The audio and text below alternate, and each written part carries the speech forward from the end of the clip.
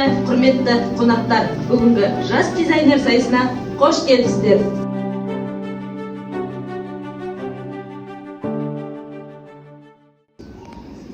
Армысыздар, біз Айгүлік тобының атынан жас дизайнер байқауына қызымыз екеуміз қатысқалы келіп отырмыз. Қоблан Айзере және мен анасы Балаусан апамызы. Дизайнерге қатысуға қызымыз екеуміз келіп тұрмыз. Жұлдыз тобынан есімім Митера Үнжолат, ата-анамын. Қайырлы күн, әділқазылар, сайысқа қатысушылар және көрермендер. Мен Женкулова Гүлзия, Жанқазын тобының тәрбиеленушісі Бекболат Әсеннің анасымын. Біздер бүгін Қазақ тобының атынан жас дизайнер байқауына қатысып жатырмыз. Есімім Гүлбаева Балқаш және қызым Сатыбалды Еркеназ.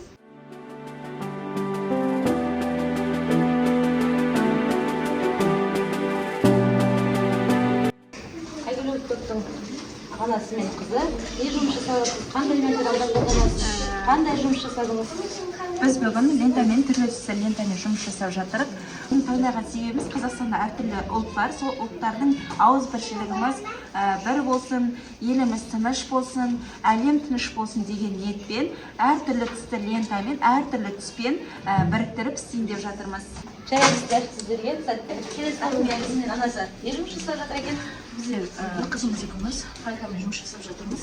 Қазіргі күнгі бізде пайда жалпы бұл ұлттық киімде жатпаса да бізде модель бізге керек пальто керек болады, қайшы керек болады, лента керек болады, скотч керек болады және бізге үкі керек болады. Қызымызға қазір айтқанда үкісі жолқысын жасап қойдық. Енді қазір лентасын жасап боламыз. Сіздерге сәттілік. Қазым тобының анасы мен қызына қандай жұмыс жасап жатқанын қарайық. Бүгін қызымның аты Әсел болғандықтан біз тәтті деген мағына береді ғой, сол себепті тәтті құлпынай образын жасауды жөн көрдік. Бізге негізгі керек материал фетр матасы, яғни қызыл фетрден біз құлпынай образын жасаймыз және жасыл түстен жапырақтар, сонымен қатар тағы түстерден құлпынайдың гүлін жасайтын боламыз. Осы әдемі моншақтармен образымызды толықтырып, көйлегімізді сәндейтін боламыз. Келесі тобымыз Қарлығаш тобы. Қарлығаш тобының ата-анасы. Сәлеметсіздер.